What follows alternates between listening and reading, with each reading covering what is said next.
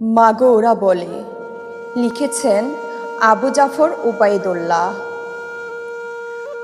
কুমড়ো ফুলে ফুলে নুয়ে পড়েছে লতাটা, সজনে ডাঁটায় ভরে গেছে গাছটা, আর আমি ডালের বড়ি শুকিয়ে রেখেছি।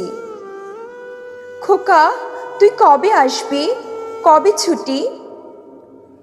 চিঠিটা তার পকেটে ছিল, ছেঁড়া আর রক্তে ভেজা। মাগো ওরা বলে সবার কথা কেড়ে নেবে, তোমার কোলে শুয়ে গল্প শুনতে দেবে না। বলো মা, তাই কি হয়? তাই তো আমার দেরি হচ্ছে। তোমার জন্য কথার ঝুড়ি নিয়ে তবেই না বাড়ি ফিরব। লক্ষ্মী মা, রাগ করো না, মাত্র তো আর কটা দিন।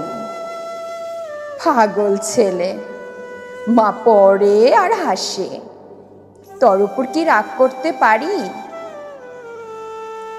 নারকেলের চিড়ে কুটে, উড়কি ধানের মুড়কি ভাজে, এটা সেটা আরো কত কি। তার খোকা যে বাড়ি ফিরবে, ক্লান্ত খোকা।